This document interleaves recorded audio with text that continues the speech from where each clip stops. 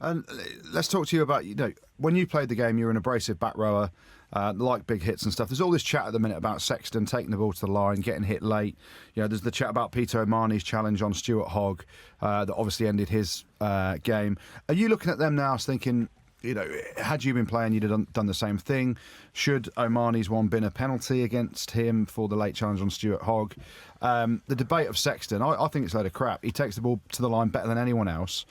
And if he's running at you like that, you're going to try and smoke him, right?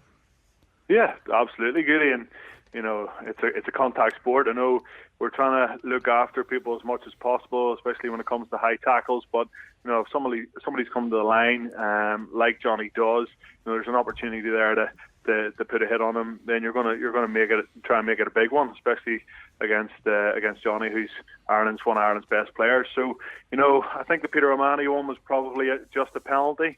I don't think there was too much in it, but I think if I was on that pitch, I would have done exactly the same as the Scottish lads. Targeting Sexton. You try and target the best players for sure. I know, I used to get targeted all the time, I know. Stevie, so just talking about Sexton, because when I've watched him play last week and then early on in the Scotland game as well, mate, he doesn't look fit. He looks like he's carrying some kind of rib injury, and every collision he stays down. Like, from where you're seeing it, is he staying down because he's hurt? Is it, he's very moany as well. He's complaining to the referee about his treatment. And like you said, it is a contact sport. But is he suffering with an injury, is he?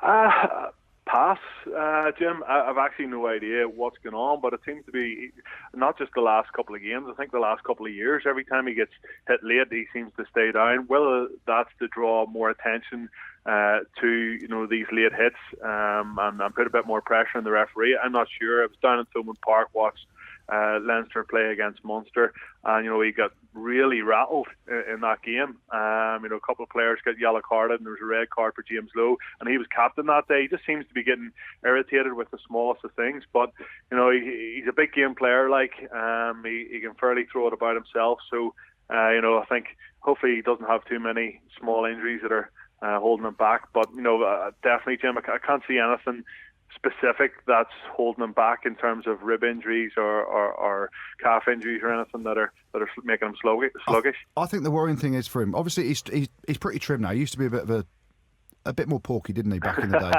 And I worry for him because I think when you get that much anger, I think it's because he's not allowed chocolate, and I love chocolate, and I'm always happy. And I think if he had a bit more chocolate, he'd have a bit more padding around the middle. Therefore, he wouldn't, when he gets belted, he'd be okay, right? Just my philosophy. Yeah, there might be something in that there, to be honest with you, Goody. But you can see all the pictures floating around of Sexto back in the day. I think it's Zebo and even Dricko puts them up on their social media where they have a picture of him winning the Heineken Cup, and then they have a picture of him where he's like 23 stone and absolutely massive in the next picture. So yeah, he used to get a bit of ribbon about being overweight, but he certainly put that to bed. He's got himself in half decent shape, and that's what you got to do to prolong your career, isn't that right, Goody? No, you got to put weight on to protect yourself. That's what I did, and I played for 18 years, so I win.